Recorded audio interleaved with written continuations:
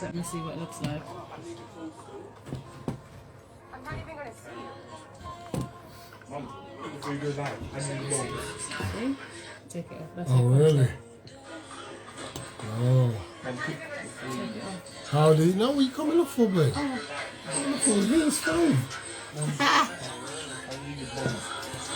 What's up, guys?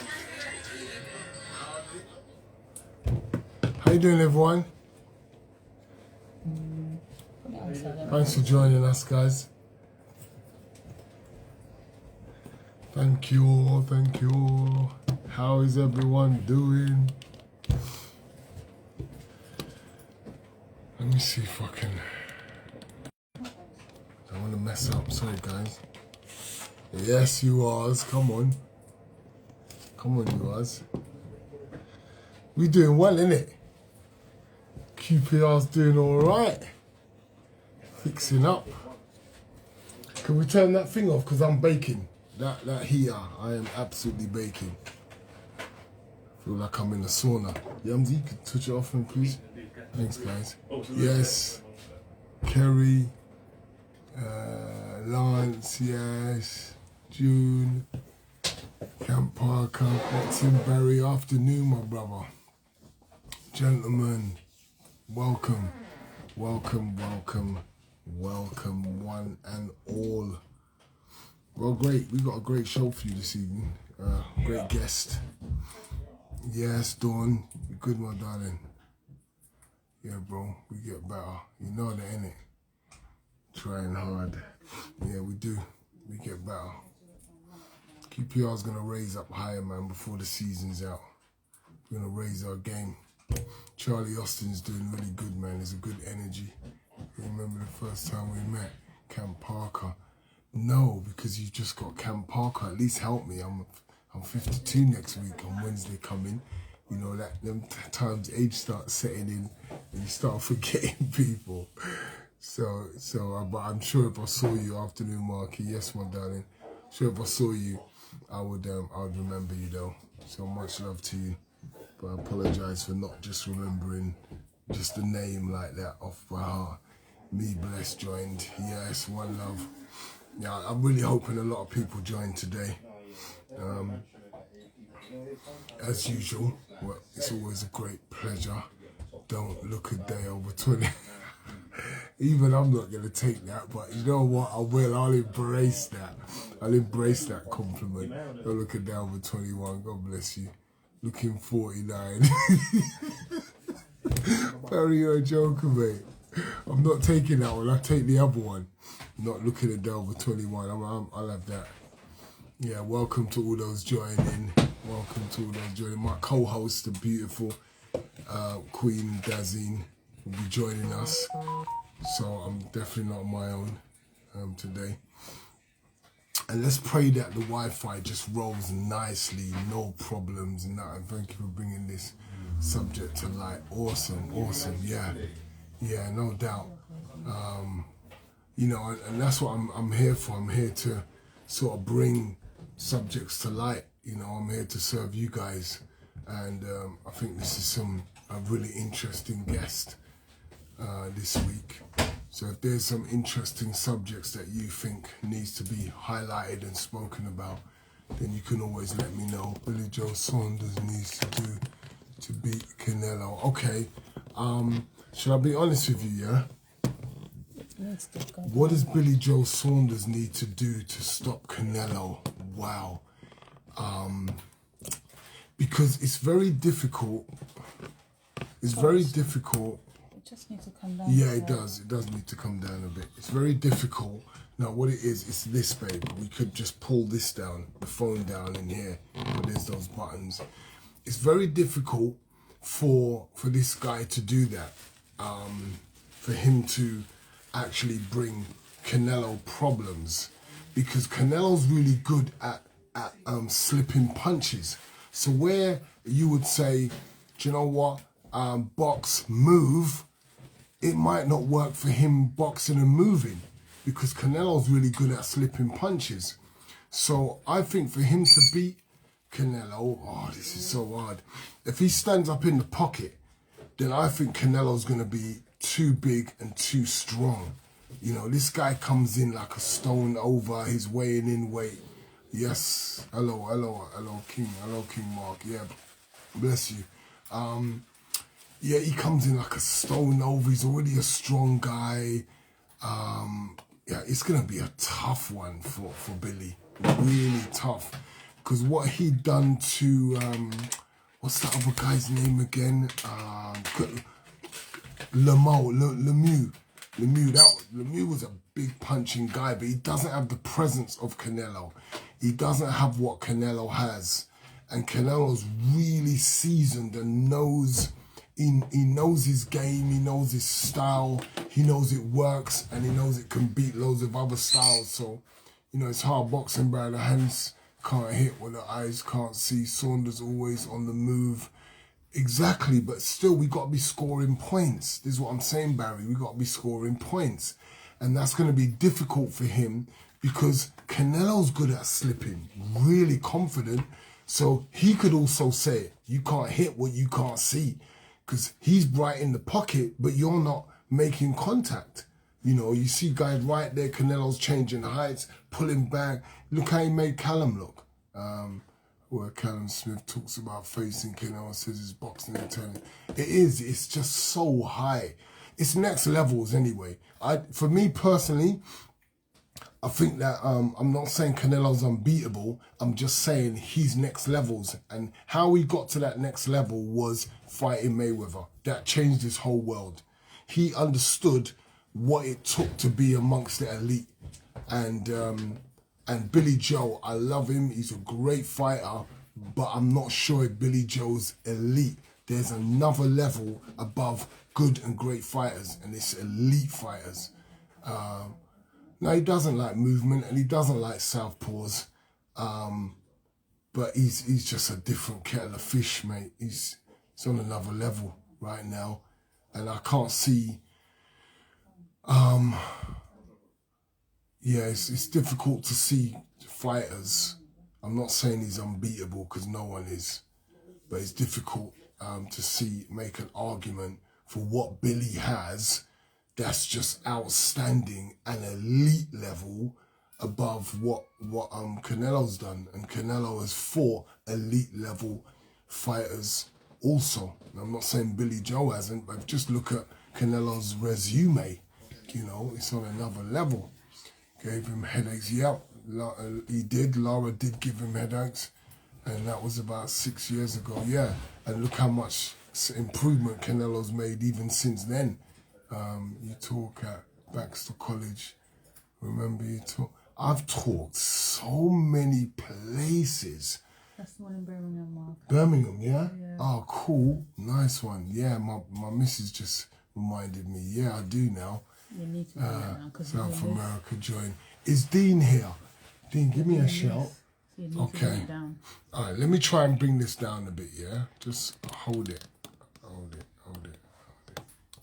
I do not want it to touch that button.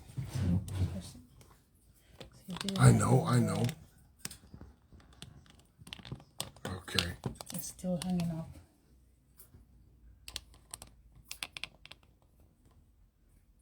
It's a little bit better. It's a little bit better. It's not. Where's my little stand one? Because that one would be really helpful. We're just trying to fix the thing because we're not sure why it's got up so high before we start. Yes, Dean, beautiful. I don't want to waste time today. I don't know. I don't want to waste time. No problem. Have we got good Wi-Fi? Can you all hear us? Is it all good? And all you ready to go, guys? Joined. Hi, Isha. Let's just get straight into it. Because I don't want to waste time. It's too good of a session today. Could you say hi to everyone? Welcome. How you doing, mate? That's my brother. How you doing? I'm all right. How are you? Yes, I'm very well. I'm going to have to get a better... Mate, you just got to forgive the lockdown beard. I feel like Tom Hanks in Castaway. Seriously. Hello, I don't watch that, man. Everyone's carrying beards, bro. Yeah, we're all carrying extra weight around the chin area. Absolutely, You know what I absolutely. mean? Yeah, It's such a pleasure to have you on here today. I just want to share with everyone thank you. that I've been engaging with Dean online, just talking about what he's passionate about, talking about his past, and I just want to really applaud him for coming on this today. Um, let's fix this in it. That's good. Thank you. That's better. Yeah, I just want to applaud you for coming in on this today because that takes a lot of bravery to come It's in a pleasure, and Mark. I've been a big talk admirer from of the you heart. for a long time, mate. So it's an absolute pleasure, to be honest, mate, to Lovely. speak with you. Yeah, I just want to welcome everybody that's come on board because this is a platform Hi everyone. where we talk Hi Dean. Oh openly, yeah, you're right. openly and Yeah. honestly about our life's journeys. We try to support and help others by doing that. Um, and this week we got Dean on board. It's my absolute pleasure to invite him on. His background, he's been in the Met Police Force for how many years, Dean? Did 18 in the end before, 18. yeah, 18 Yeah, I did in the end. 18 years.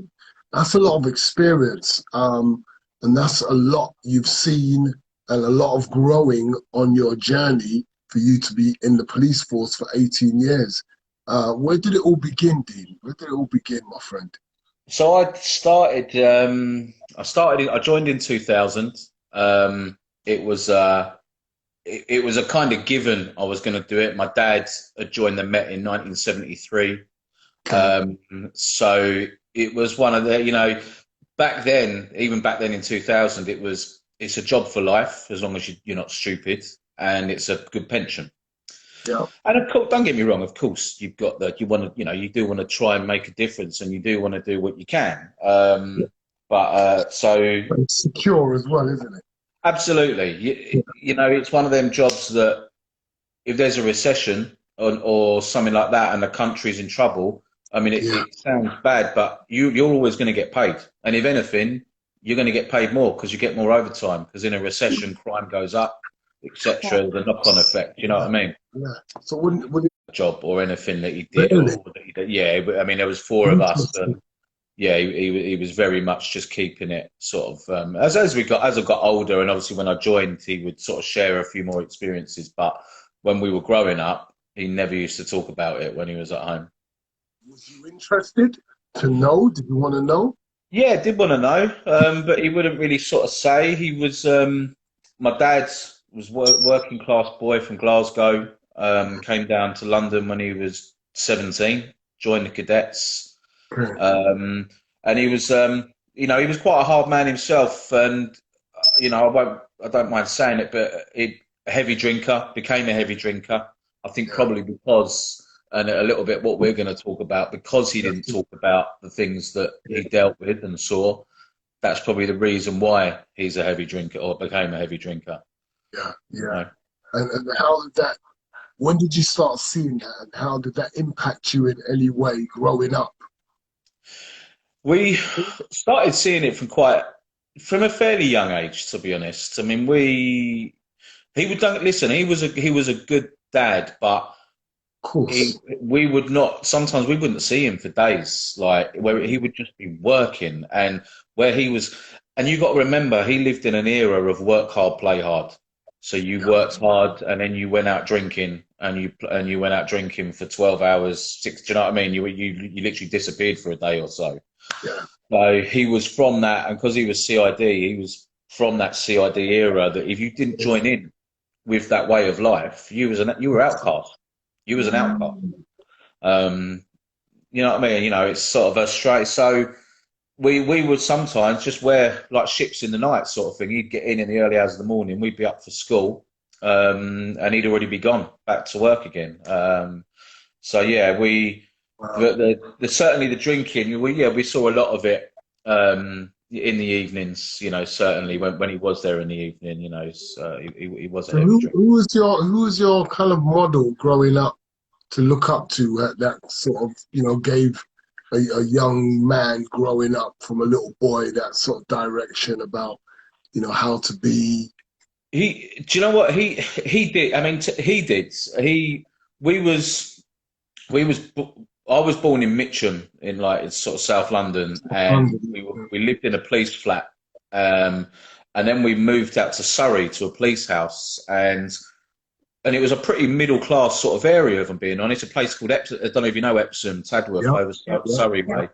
And nice, do you know what I mean? Nice area, but we was brought up with working class values. You know, like I said, my dad was sort of Glasgow born and bred. My mum was a like Croydon girl born and bred, and he installed that sort of hard work, you know, real sort of hard work ethic in us. And you know, if you wanted to, you know, if you wanted something, you had to work for it.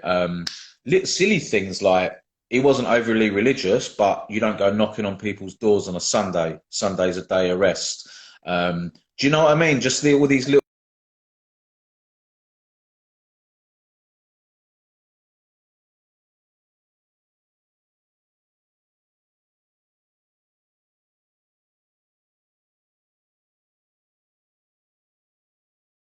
Take it. Why? Because we need something. No, honey, that's what it was got? written. Yeah, you there, Dean? Yeah, I'm here, mate. Did I freeze? Yeah. No, I don't know. I'm not sure Yes, if it it's did us. freeze. It did freeze. Just leave. Hopefully Let it's us all. know if it's okay. Yeah, I'm all good. I can hear you. On finger, sweetheart, then it's no different. How is it? Is it come back? Guys, let us know if it's okay down your end, if it's come back, yeah?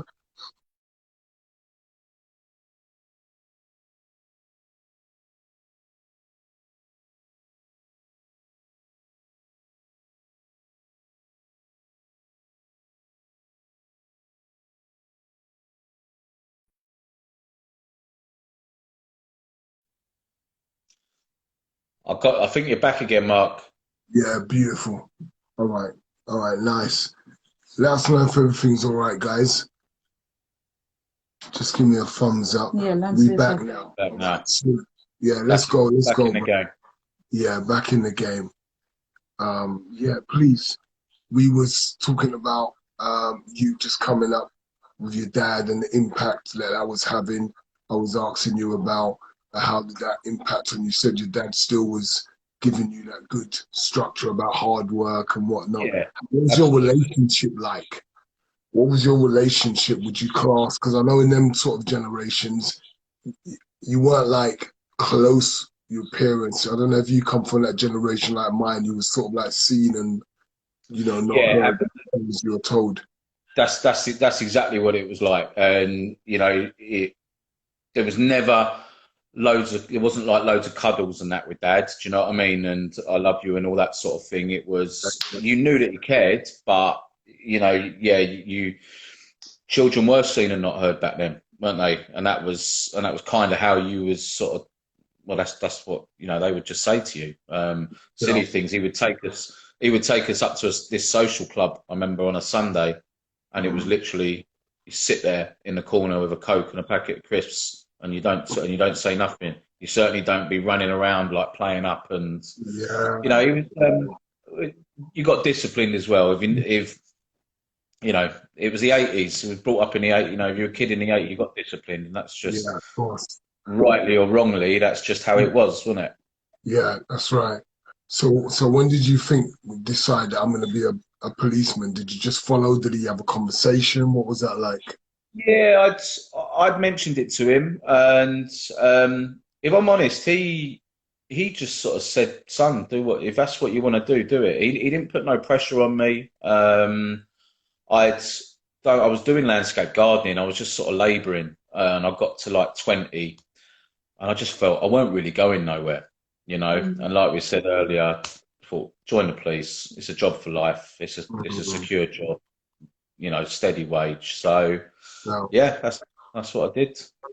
And how did that all begin? How did that go? When did you have any idealistic ideas about being a policeman? And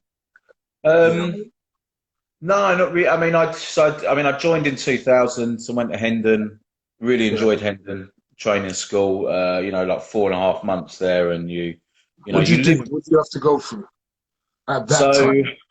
I mean, at that time, I mean, you lived there, like you lived in they had accommodation. They haven't got it anymore, but it's all sort of Oh, been knocked really? down. Yeah, it's all been knocked down and sold off. But you lived and breathed it for 4.5 months. You know what I mean? Has You that stayed system changed? as yeah. So basically, and this is again where I think they've fallen down a little bit. The Met in the recruitment. If you're going to do that sort of job, you need to live and breathe it for that whole time, and there needs to be a togetherness there. And you know, you spent 4.5 months, like you know, you were there Monday to Friday. There isn't that anymore. They don't have that anymore. It's just 9 to 5 going to a classroom. Okay. Even when you're just joining? Yeah, even when you're joining now, yeah, Wow. Okay. yeah. Okay. So it's you know it's changed massively, Tell, but tell me about the training. What's it like to prepare? What did you do to prepare yourself, and how useful was it when you actually went out? Two questions. What did you do to prepare, and how useful was it when you went out into the real world? so preparing yourself. A lot of it obviously is you know studying classroom based. So it's an awful lot of I mean it's a hell of a lot to take in, a lot of reading, a lot of exams and what have you. You know, so mentally, you know, you've really got to sort of be in the right place and really on, you know, and on the ball. You know, so it's tough in that respect. It's a pink and fluffy world, Hendon. Do you know what I mean? As in, they give you scenarios to deal with, and I compare it to driving a car. I know this might sound bad, but when you have lessons and you learn to drive, you don't then go and drive like that when you get out on the street, do you? You're taught the polite way. You're taught the polite way to drive, Yeah. and Yeah. policing's very similar. You're taught this way to police at Hendon, but the reality is when you get out onto the street, you police it differently because the street's different. It's not. It's different. It's not training school well. Teach you according to the streets.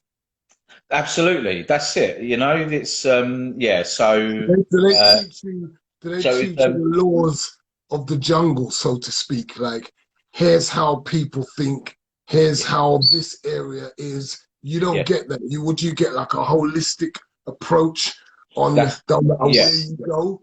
That's exactly it. And I was, you know, I wasn't too bad because I'd actually a lot of my mates came from. I got posted to Croydon, and a lot of my mates came from Croydon and that anyway. And I'd been out drinking in Croydon and stuff, so I kind of had a little bit of a head start. But you know, you had a lot of people there who, mate, I don't think they'd ever stepped foot in London in their lives. Do you know what I mean? And then you know they came from up north or they came from out in the countryside, and then all of a sudden they're being thrown onto the streets of London. Isn't that a culture clash for many policemen? And Massively, so, because there is what's no that look like? there's no place like London. I say it to everyone. Every city is different, but there's no city like London and policing it. You know, it's unique. So you know, you do get because to be honest, in the Met, you get a lot of people from up north come down and join. A lot of people from Scotland, a lot of Scottish come down and join. So you know, you get a real What's mixture. the problem with that? What? What's the problem with that? I don't. To be honest, I don't think it's a problem. I think there's the only issue you could see is that there may be a lack of understanding in just how, like you say, how certain areas are, or how you know, even down to the history of certain areas. That's correct. It would be me, like you know, I couldn't imagine me going up to say Leeds and policing up in Leeds. Do you know what I mean? It would be a bit of a culture shock for me because I've no doubt that things are done differently up there. That's correct. You know, to what they've done down here. So if you come from an area and you're not used to seeing black people, and everyone has a certain mindset towards people of colour from where they're from, and all of a sudden they're thrown into London, and what they've heard Yeah. what the stories they've heard, or how the narrative is about people of colour when they come to London. How have you seen that impact come out in policemen when they're doing their work on the Yeah. back of it? It's strange, you know, you say that because an awful lot of coppers are, you know, that they haven't been used to being in or around black people, around Asian people, in even myself. Listen, you know, I was more or less brought up in Epsom. You know, the school I went to, I had two black people at my school out of 300, probably 300 students. You know, so even from, but you know, I went to college, and then I had black friends, and then I was obviously drinking in Croydon. So for me, it was, you know, a bit different. But yeah, a lot of coppers, they come into the Met, and if they're from the back end of nowhere, you know, some little village out in the countryside somewhere, it's you can't, in a way, you kind of feel sorry for them, because I think it's just a big shock for them. But that, I don't, in a way, I don't always think it's to do with colour. I think people in London are more in your face than anywhere. Do you know what I mean? So if you come from a little village somewhere, don't matter if it's a white man, a black man, an Asian dude. If someone's up in your face and they're aggressive with you, it's a big shock for them. Do you know what I mean? Yeah. Yeah. Because they come from an area where they're not used to that. But as a policeman, let's be real, that's always a big issue. Yeah. Because we've seen how London police end up, you know, being done for institutionalized racism. So we know that's a big issue, and there's changes that are trying to be made now. So I know that you've experienced seeing this yourself, and maybe even you yourself at a time in your life didn't have the knowledge that you have now, and aren't the same person that you are now. So share with me a bit about that. Just be open and, you know, vulnerable about some of your experiences and what you've learned from them in dealing with, you know, people of color, or your own colleagues dealing with people of color. So when I first joined, you had a lot more what I would call, or what we call, old school coppers out on the street. So you had guys from my dad's era, you know, who when I joined, and they had 25, 26 years service out on the streets. And you always tended to find that they were kind of a lot more harder with, say, the black community, the Asian community, just a lot more sort of forceful and firm. Do you know what I mean? And I think because they've mate, I'm not defending it in the slightest, but they've come from that era of the Brixton riots, Broadwater Farm. Do you know what I mean? Where, you know, there's been an awful lot of tension between the black community and the police. I found as the years went on, in my 18 years, I found that as the years went on, I personally found that things had improved massively, you know, between communities and between the police. I do think that, listen, I will say it, and I'll be totally honest, stereotyping. The police do stereotype. Yeah. The police stereotype. That's what they do. You're taught at Hendon, don't stereotype. They do stereotype. And we have, and it might sound bad for me to say it, but like I said, Mark, I'll always be honest. You know, everyone was always like, right, so, you know, West Indian boys do street robbery. African people do identity fraud. Asian people do credit card fraud. White boys steal cars and burgle houses.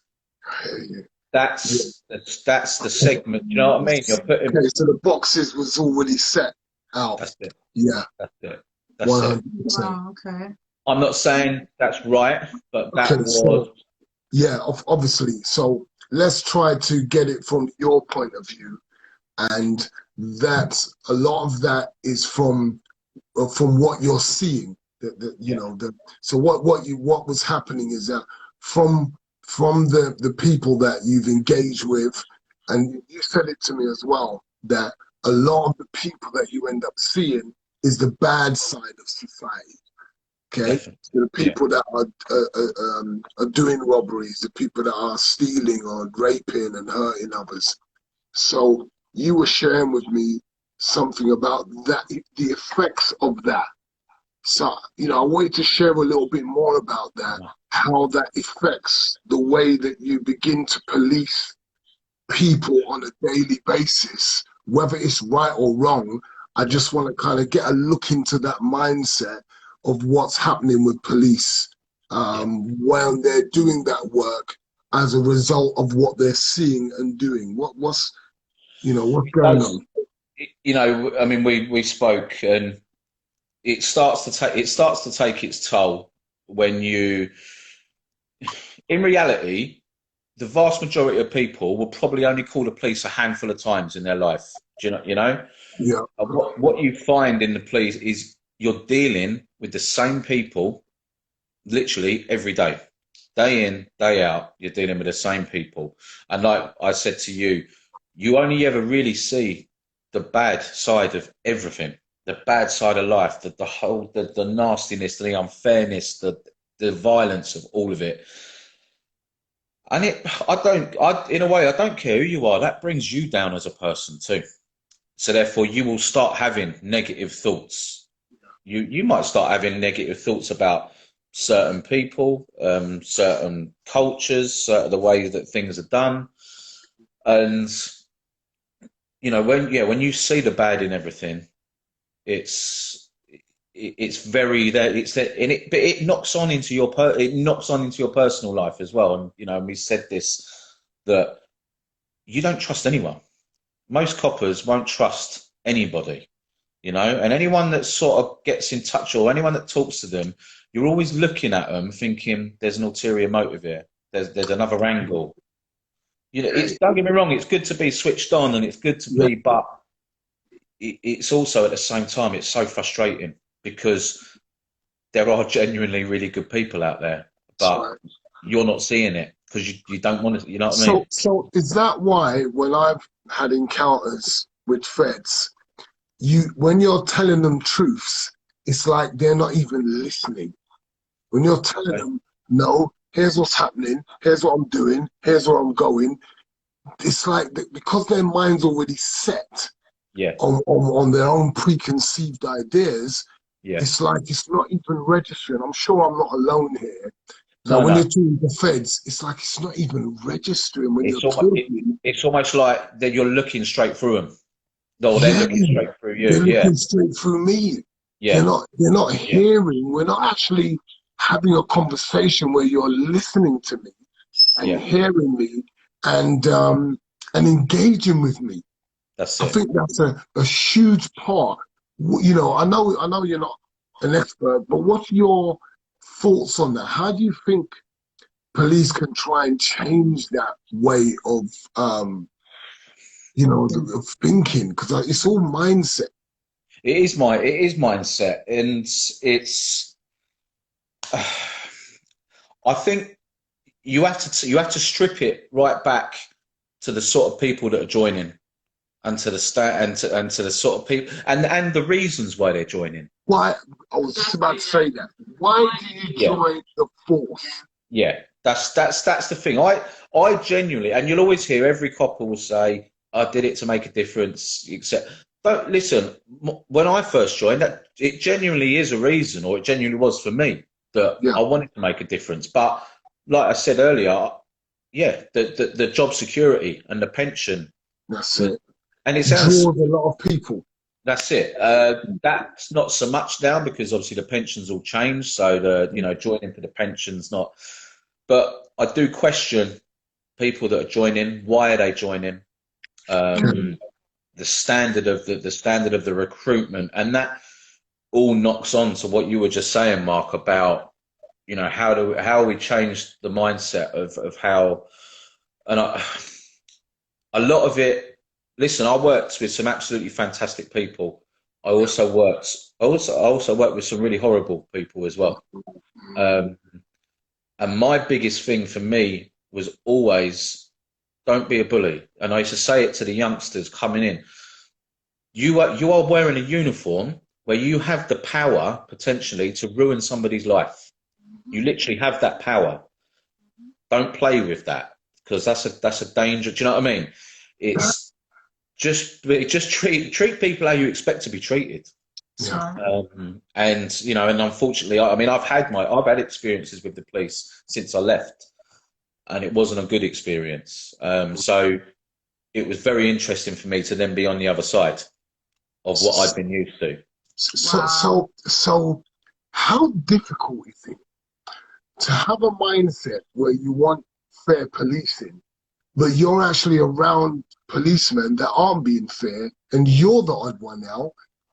Don't you feel like, what am I supposed to do? I can't go up against them. I can't snitch. Just like on the streets, you can't snitch on your man them on the road. Police feel like, well, these are our man them. It's the same gang mentality. Okay, And do you know what, mate? It is the same mentality, although there might be gang mentality. Just the rules are the same. Don't snitch. Back your man them. It's all the same. So, police are gonna back each other. Police are going to back even if they're wrong.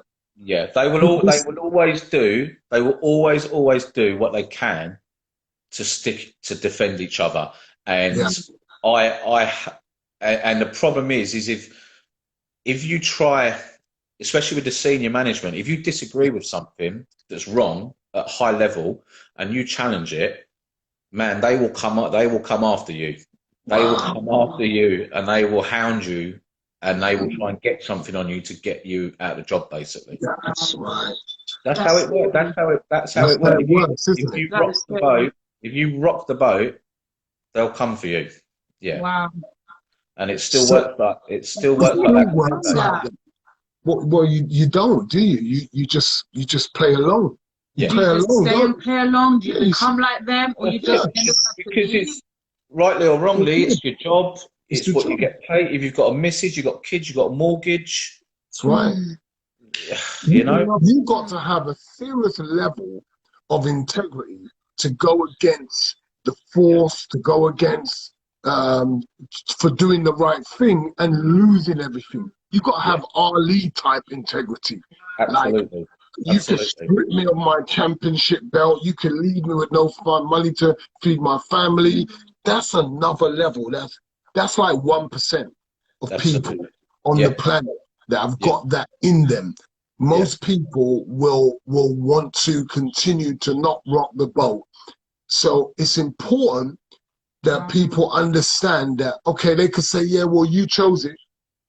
You know, you want it, but we're all in that situation on some level or another. You know, it's like us saying that to a guy out in gangs on the road. It's like us saying that to somebody in a job, and we don't like how we're being treated in the job. And someone says, "Well, you chose the job." Well, it's not that easy. Yeah, we're all in difficult situations, and it's just about being open about whether it's the right thing you done or not. Let's talk about that. Let's have a conversation about that. And let's see how we can help each other to improve ourselves and support each other. Because I think, because police got this mentality, it's us against them. Yeah, that's really clear. You ask anyone in the community, and they'll say the same thing. Yeah. That's why when police are talking about we want to have better relations with the community, they don't really. Do you know what the biggest downfall with them, and it's so simple. And I said it for years, is that and what they always go on to their own police officers about at the senior level is honesty and integrity.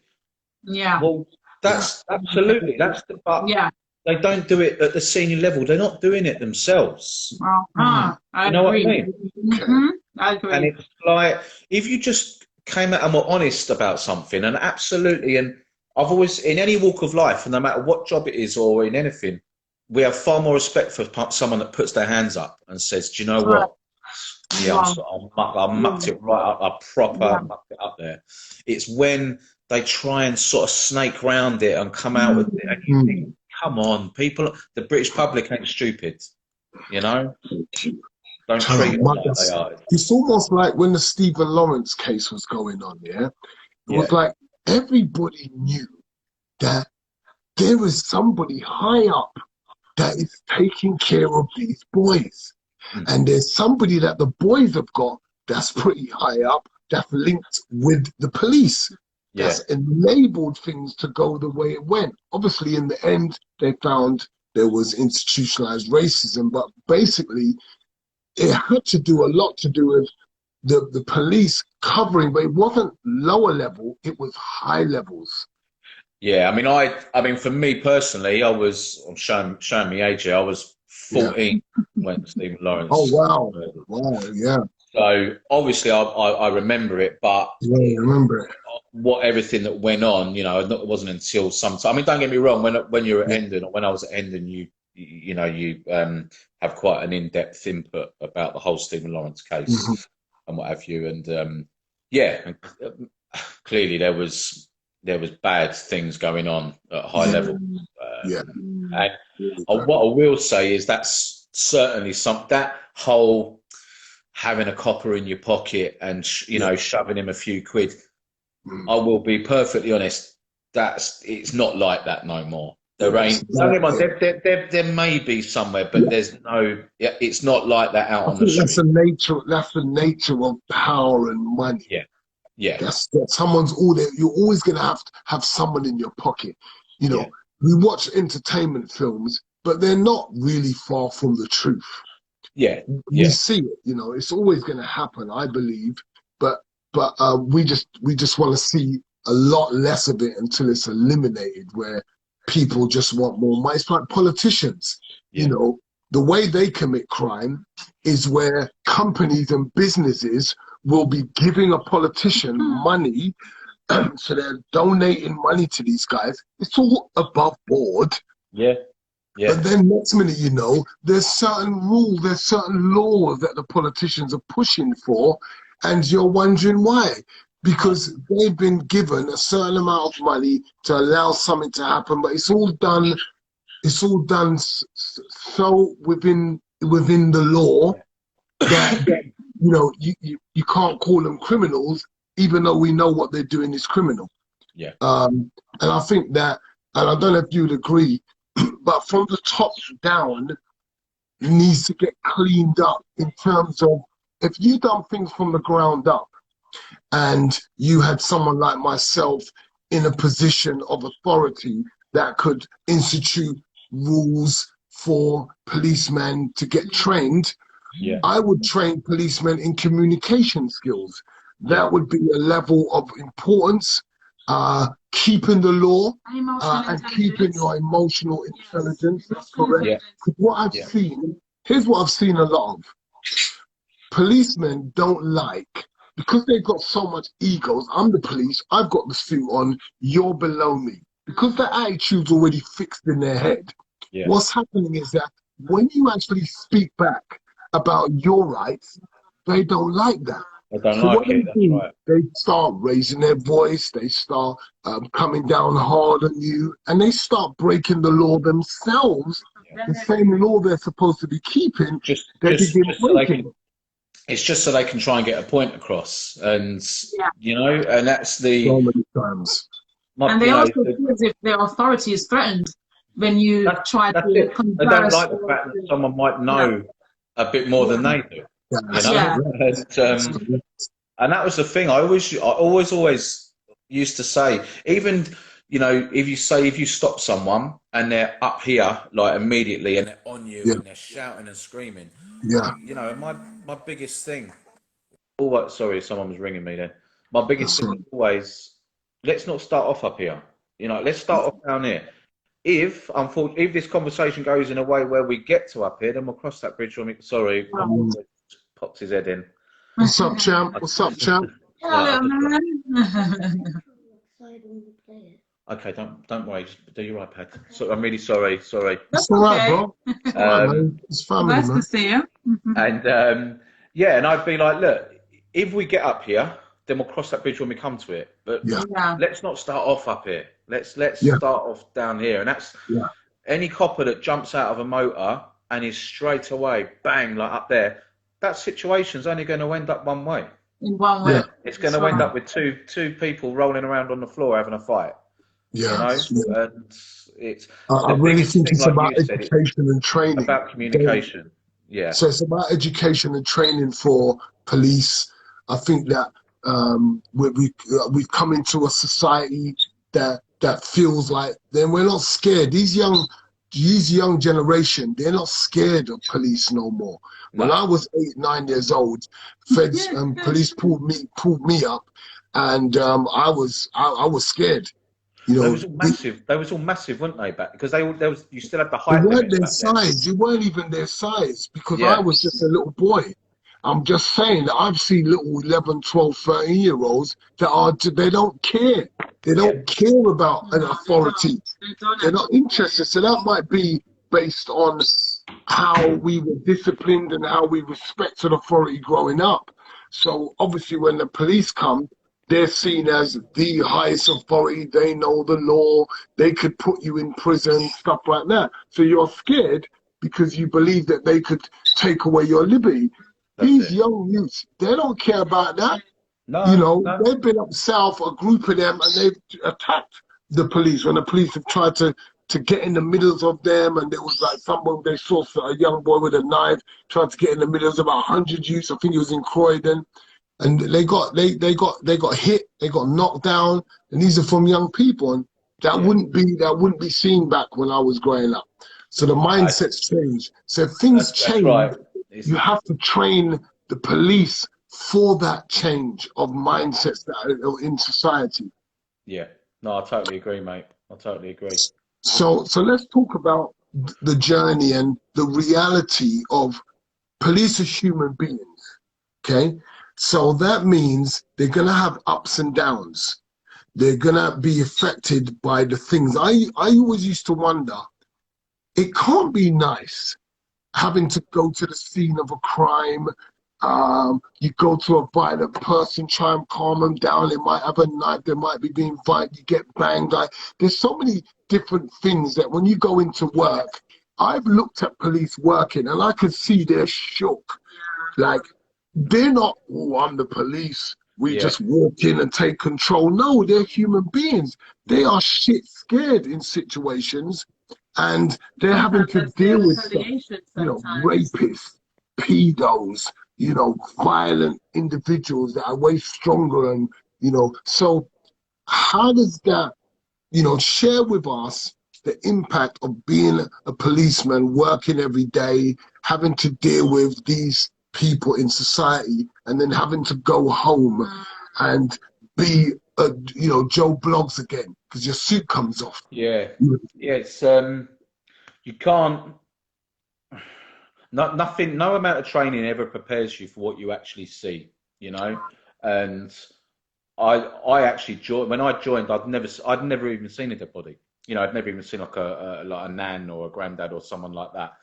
So, you know, to then obviously, I mean, now, like, you know, blimey, it's got to be hundreds. But the human brain is not designed to be. So if you say go for a late shift, you Mhm. could go from dealing with a car accident, then you go and deal with a domestic, then you go from that to going and telling someone that somebody's died. Then you could go from that to a dead baby, like from cot death. That could all be in a 10-hour period.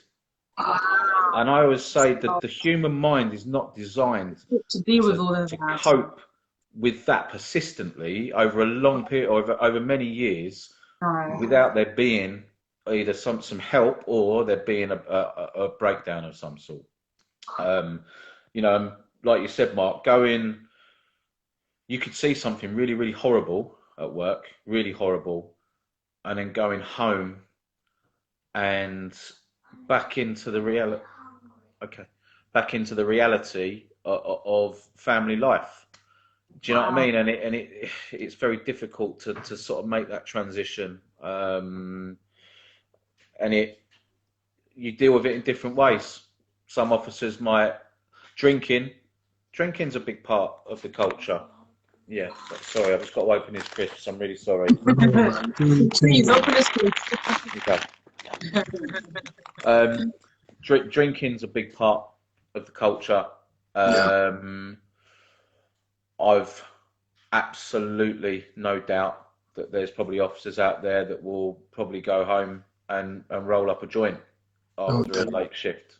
Yeah, So and it might be a joint that they've taken off someone else, or can I ask? So Yeah. during the period of your shift hour, how long are your shifts?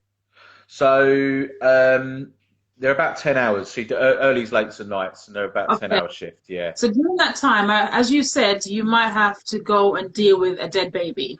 Mm. And do you just go back straight working, or is there a break of reflection? Yeah. So you would deal with the actual sort of scene. Then you'd go back to the station. You'd write some notes about it, grab a sandwich, and then it's back out to something else. Oh wow! Listen, the cuts that have been made to the police over the last, sort of 10 years, there's just not enough of them, and basically it's one big machine that just spurts out call. And listen, the personal touch at the top, they're not really interested in the personal touch. It's just getting those calls answered. We need those calls answered. So someone asked. So the personal touch is about them actually caring about the effects of what you're dealing with.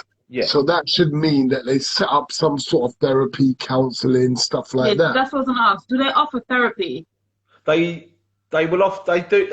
So they have things where they're kind of you have what they call a debrief. So if you've been to say it's a murder or whatever it is, and you will go back and you'll have this debrief, and then they'll say, does anyone want to speak to anyone or see anyone? You know what I mean? And I said to Mark before, there's still this massive attitude in the police of stigma.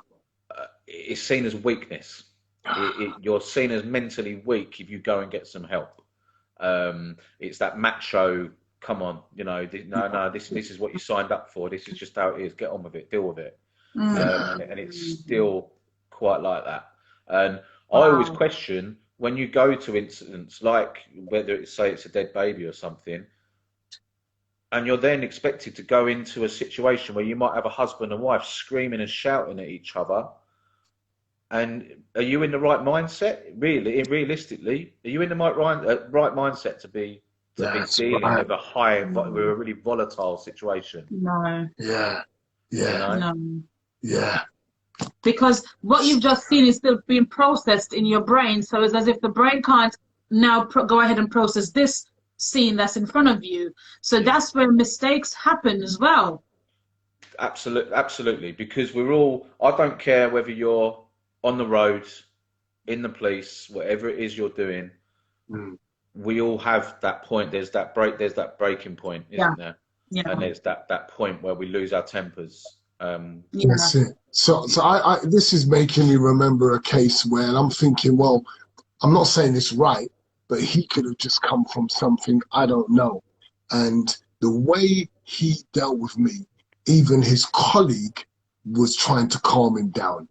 Yeah. Really?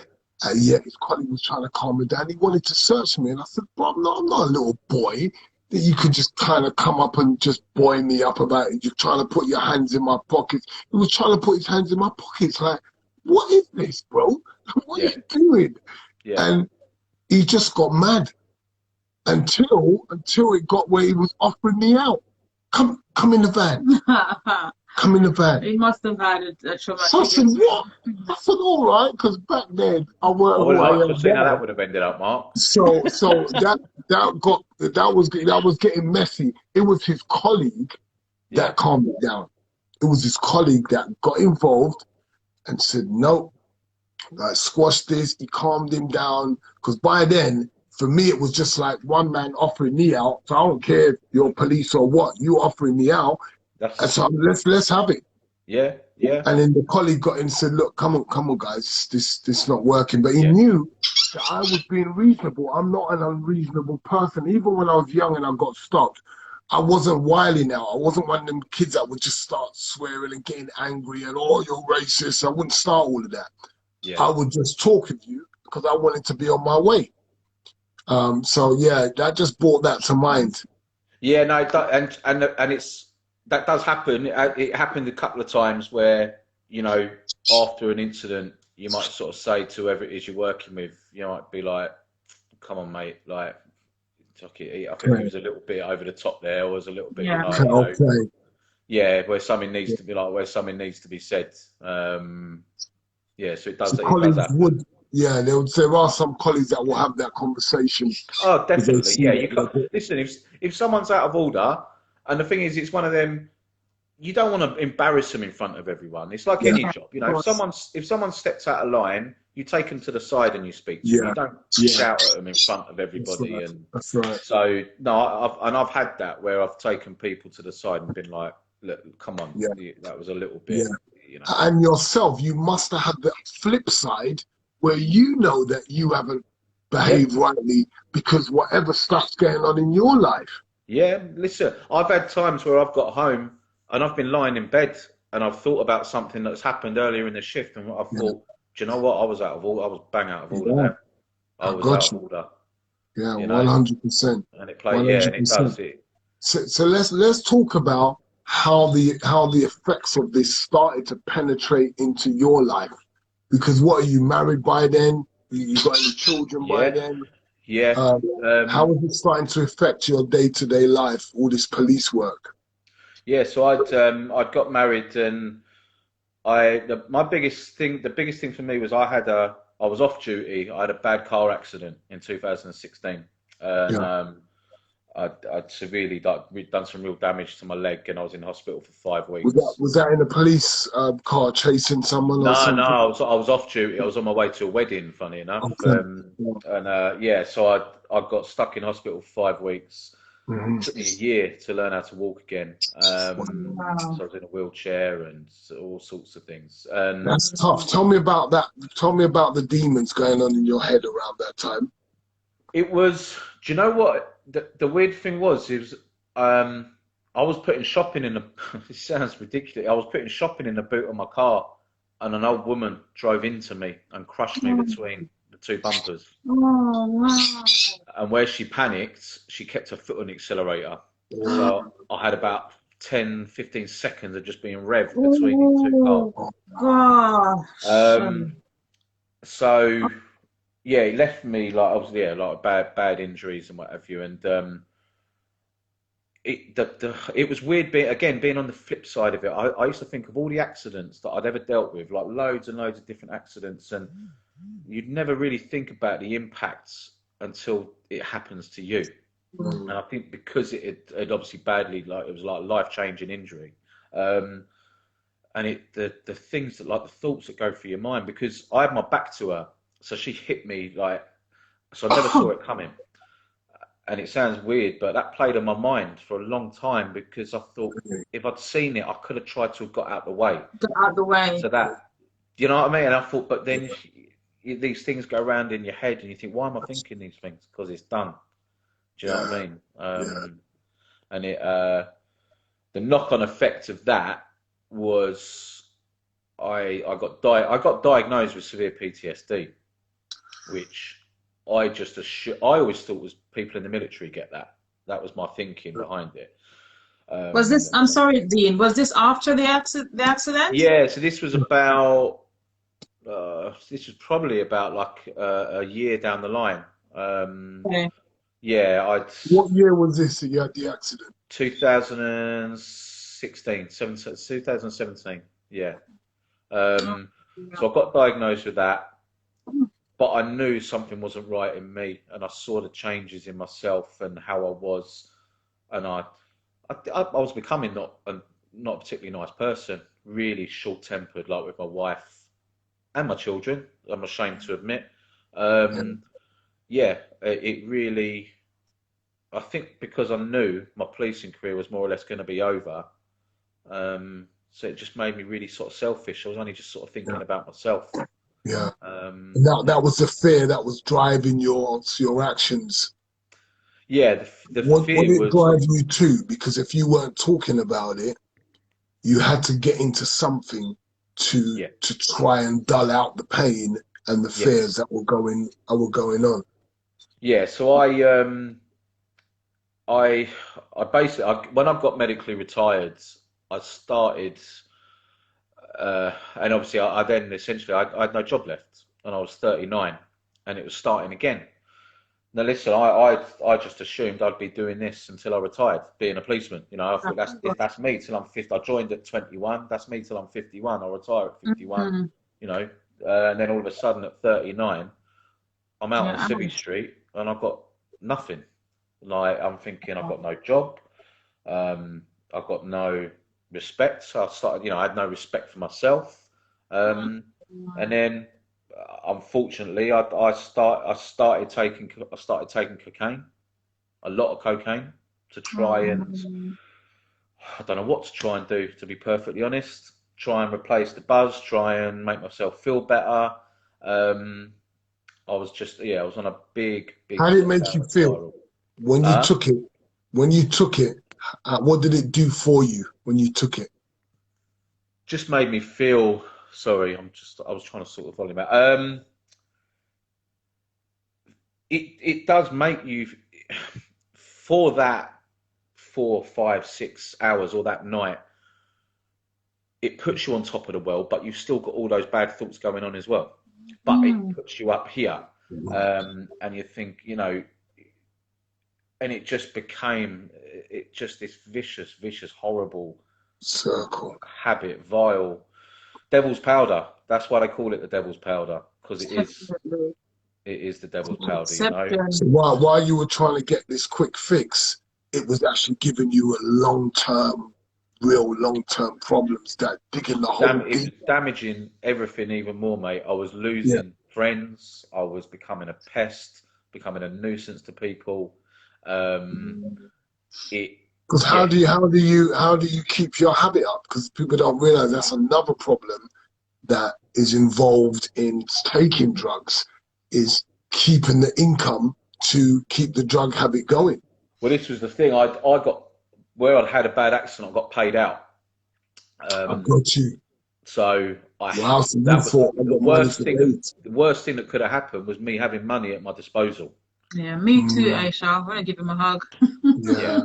you know. So mate, I wouldn't even like to try and guess the amount of money I've wasted on it.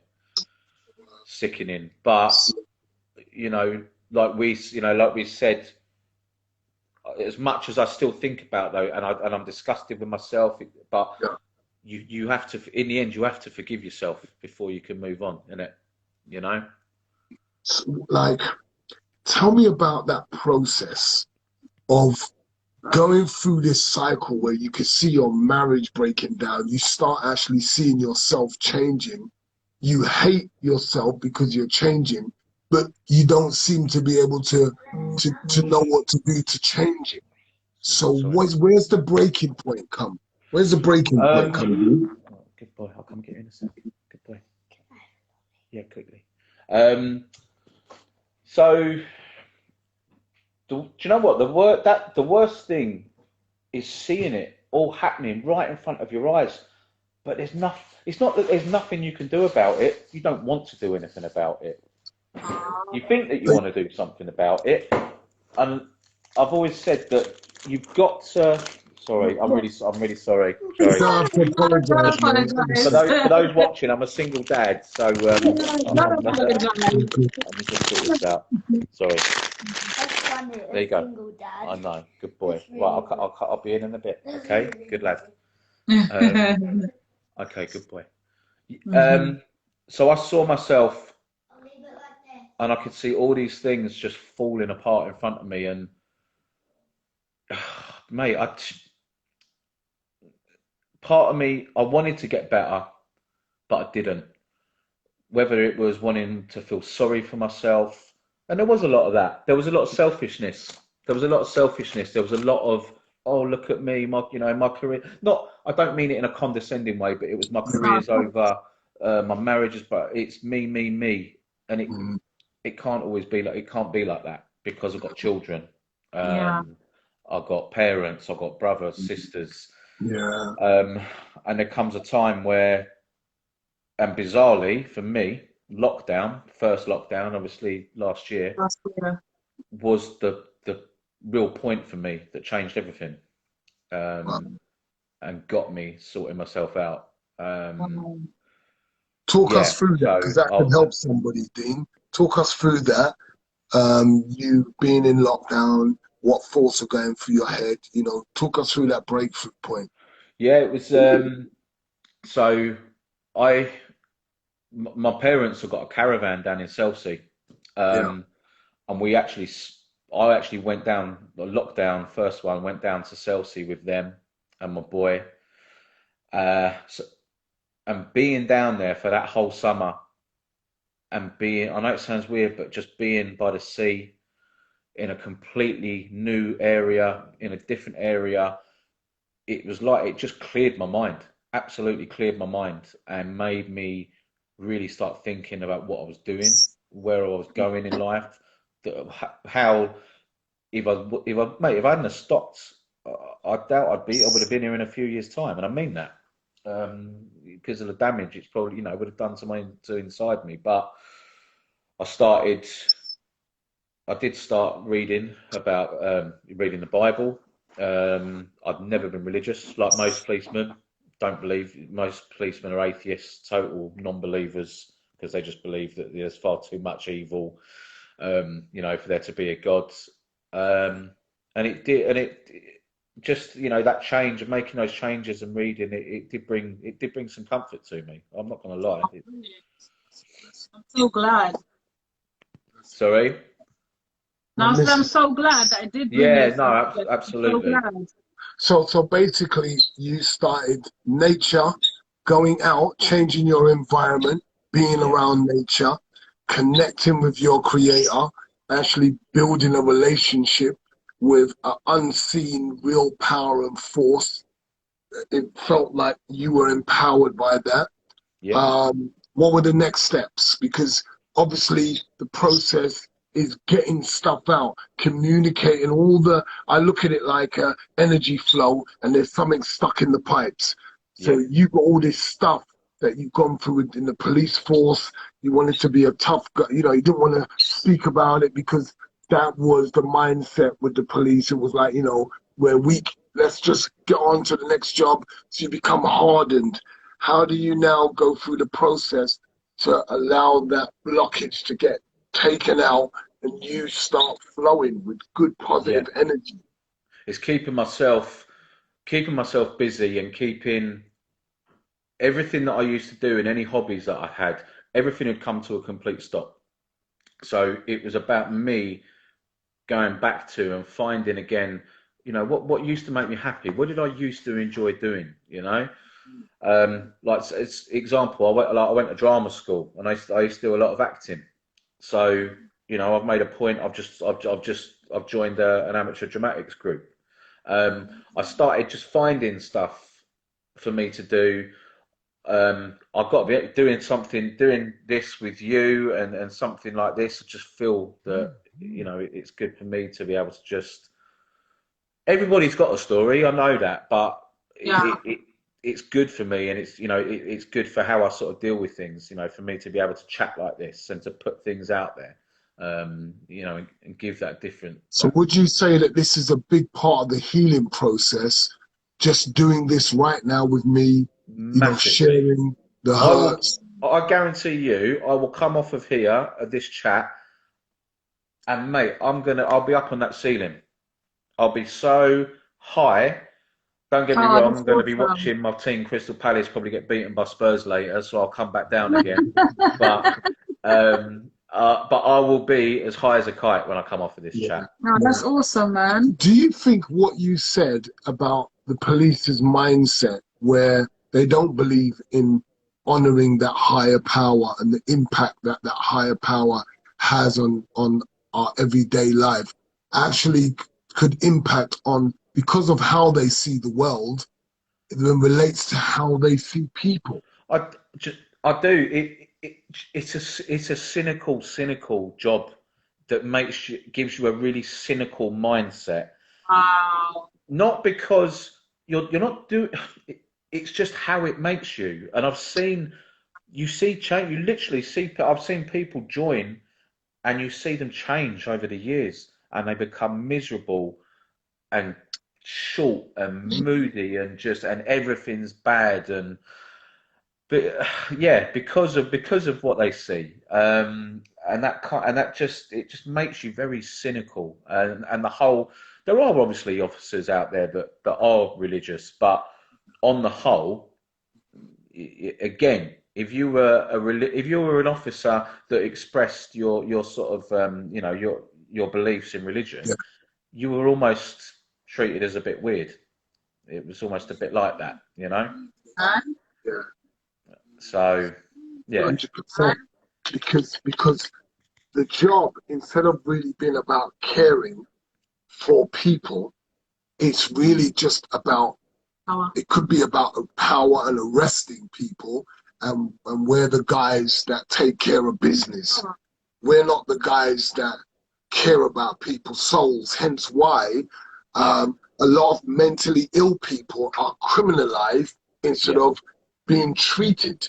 yeah, because and again, it's a vicious circle, mate, because we deal, or certainly, I mean, in my last few years, the amount of mental health that you deal with, like cases, people having episodes on the street, and rightly or wrongly, you're not actually really trained to kind of be dealing with that. Exactly. Do you know what I mean? Your whole thing is, if this guy kicks off, then I'm going to wrap him up. Do you know what I mean? That's your it. sort of attitude. Whereas it should That's be, it. I need to sit down with this man, and we need, or this And woman, have and a we need to talk. conversation. That's it. That's what it should be. Yeah, but that's In your what's head, you're lacking. like, I haven't got time for this. You've got someone on the radio saying, "Come on, but we need you to get to this call. You've got to go and deal with that call now."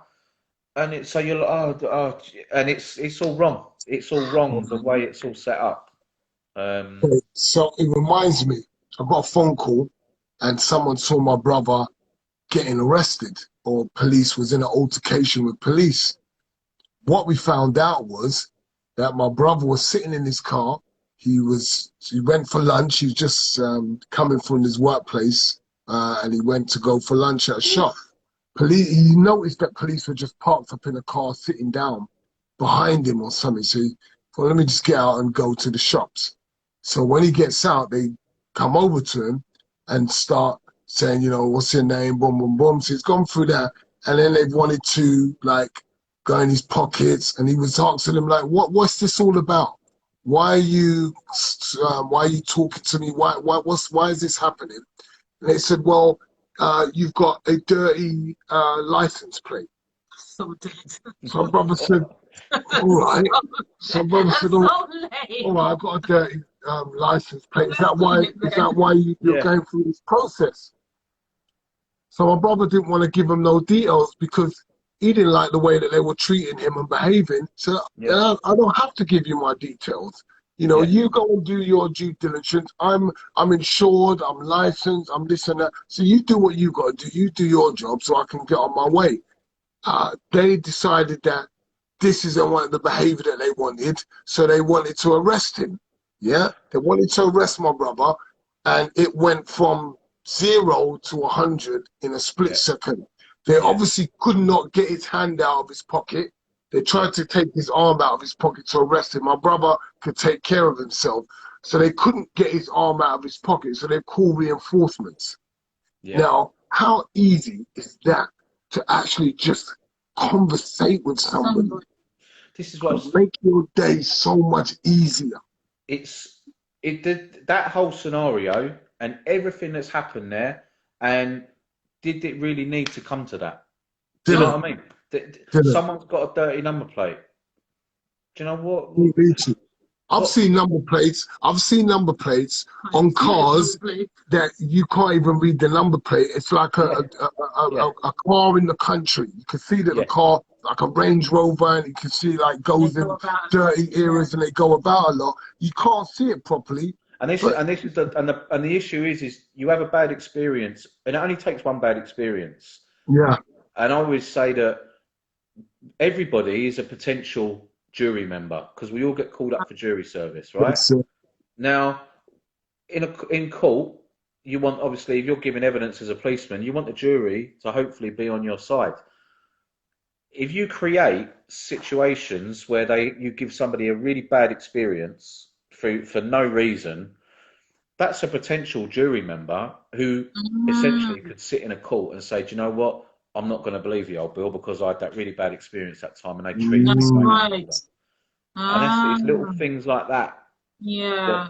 That office, do you know what I mean? That people should think about, or officers should think about. Yeah. There's so much stories. It's really, really sad. And I think that I hear a lot of talking. I've done a lot of news and dealt with MOPAC and stuff like that. And I found that we often hear that word thrown around, building relationships with the community. But I think if you're the police, it's on you to ensure that the way that you are dealing with the public, you're the one with the authority that have been given this great authority, this great responsibility. So it's on you to ensure. We massively miss, and I've always said it, and you'll remember, and Mark, the old home beat police officers. Oh, yeah. I still remember our one. We've never replaced home beat police officers who used to walk their patch, knew everyone on their patch, knew what was going on, used to interact with people. We are, sorry, I'm just plugging my phone in. No, that's cool. Do what you need to do, man. We are we've gone from being a proactive police force to being a completely reactive police force. That's all we do. We just wait around and we sit around now and wait for things to happen. Yeah. Whereas we used to go and try and nip things in the bud before they happened because we knew that so-and-so on this estate was up to no good and they were doing this. That doesn't So maybe happen that's now. what's needed. Yeah, maybe that's need to go back to that, because then that's how they will build relationships in the community that they're trying to develop now, and no one's trusting them with it. Yeah, any person over the age of 35 will probably remember their local home beat police officer. Do you know what I mean? I do. I remember mine. I remember his daughters. We knew his daughters. Yeah. He had twins. He was cool, you know. And even though what was going on with police at the time, PC Manley was all right. PC Manley talked to us. PC Manley didn't sort of make us feel like he was going to use his authority and violate us. Yeah. No, it's. I don't. And do you know what? I don't even think they go. Do they still go to the schools? I don't know. Do they still go? They go into schools, but they don't relate the children. They don't build relationships. No. They do go into the schools, but they don't. When I'm relating with children, and from what I see, they don't have that friendly presence. Yeah. They still try to be a bit of a bully. Yeah, obviously try to control and stuff like that. Obviously, there's police that are probably, nice characters. There's always those out there. But that's not the general consensus with the police. And I really do believe... I mean, just even silly little things. If they're giving talks at, whether it be youth club, schools, they'll be standing there in their Met vest with all the kit around their belts. Yeah. To me, if you're going to go and give a talk in a school... Come down to their level. Yeah, that's it. Don't get me wrong, wear the police trousers and the shirt. Yeah. You don't need your Met vest on. You don't need your big belt kit on with everything on it. Yeah. You know? Yeah. It's all about... the children. Treat them like it's your children you're going to see. Yes. Yeah, that's it. Yeah, I think that's really important. You've been absolutely incredible today. We've got so many messages of people saying that they really respect you. Really enjoyed it, and I can't thank you enough for inviting me on. Yeah, no doubt. That's what this platform's for. I really appreciate you as well, and your journey, what you've gone through. It's amazing, and keep going, And we've just scratched the surface, Dean. We've just scratched the surface. That's why I've got my other platform that we're going to go deep, and we're going to really go through stuff and just break it down, the realities of stuff. But I think I wanted to let people see that their policemen are real people, living real lives, and are willing to open up, be vulnerable, and share how policing needs to change, the struggles that policing are having because they don't have and ensure that they kill this mindset that they have about it being a weakness. In fact, it's so obvious that it should be incorporated and everybody has to get therapy. It shouldn't be an option. I totally agree. If you're doing this job, it's a part of the job that you have to go and do therapy. That's a huge change that needs to happen within the police force. And another huge change is emotional intelligence teaching for the members of the force so they can understand and engage with the public. Because here's what's crazy. Police should always remember they are the public. Absolutely. Exactly that. I totally agree. Public. Yeah, I totally agree. So treat the people how you would like a policeman to treat you. And do what you're sworn him to do. Serve and protect. That's it. That's it. Serve and protect because you have such a great relationship. And guess what? Everyone else would just work together. And a lot of the things that they're going through, if they could communicate with other people, sometimes that communication could help them in whatever trauma that they're going through. Because we don't know who you come in contact with daily. Yeah. No, totally agree. Thank you so much. Thank you, Dean. A lot of people are sending you love. I don't know if you can see the chat, but a lot of people are sending you love and respect. You know what? I've glanced at a couple, and thank you. Really kind people are sending their love and respect. Please send your messages in to Dean. Let him know how much you appreciate him today. You know, Dean, we just want to let you know how much we appreciate you and thank you. I'll continue to develop this relationship with you. I think you're a very valued member of our community, and you could do a lot of good when it comes to young people. So we'll sit down together and work out. Thank you. Thank you, everybody. I'm blown away. Thank you. Yeah. Very kind. You know, I want to do some work with you so we can add value to young people, because it's all about education. Yeah. If we can incorporate the real mindset, life skills that are needed, where how young people need to see other people, need to see authority, and the problems that authorities are having. Absolutely. Not just young people, authorities are having problems. Grown-ups are having problems. So the more vulnerable that we can be, the more open that we can be, is a more powerful impact it's going to have on the next generation. They say they want to be in power and they want to have power. That's where their power is. Being vulnerable, being open, being real, and just sharing. That's where the power comes from. But thank you so much. Absolutely. It doesn't come from shouting and screaming and wearing a uniform. No, it's... everyone locks up when you try to show power over them. You're going to resist against that. Yeah, that's a natural human reaction, isn't it? That's a natural human. No one likes being told what to do and when we can do it, and it's natural for people to resist, or to push back. Everyone's loving you, man. There's so much the chat. It's really kind, honestly. Thank you. I'm blown away. Thank you for opening up. They really appreciate you. Awesome. Yeah, another great guest. Thank you, Lance. Yeah, guys, there is no live show without you. Bottom line, there is no live show without people tuning in. I thank you all for tuning in. I'm going to ask all of you to go on and subscribe to my YouTube channel, because unless you have 1,000 subscribers, you can't go live on there. And I've got some great treats for you guys coming up. I've got a wonderful show that we're developing right now, and I want you to subscribe and let your friends subscribe to let them know, get onto this show. We've got more of the same great life journeys from great individuals. I want to show how celebrities, they're human and they're going through loads of struggles and times, and we've got some really honest, high profile celebrities that are willing to open up and share their lives, because my journey has been a tough one. So that's why my thing is about people's journeys, because I think they're so important, and everyone's journey is of value. And when we share things with other people, we connect ourselves with them. That's it. And I think in a world where we're trying to find ways of disconnecting, what makes us different? Well, let's start focusing on what makes us the same. That's Because right. we're human beings. We have the same 6 human needs.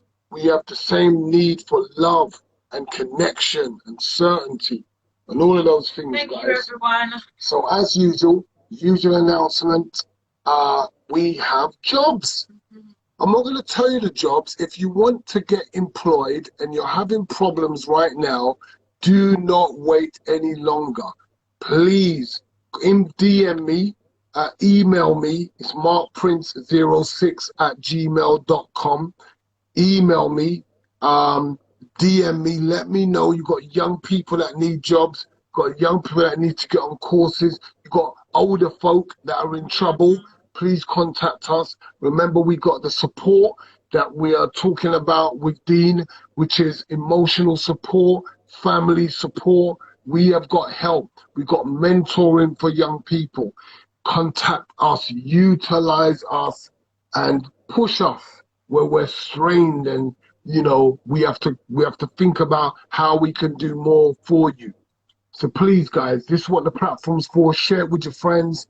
Tell them what we're trying to achieve and how we're trying to help. And it was a lot harder than I thought to create this food bank, but it's coming together now, slowly but surely.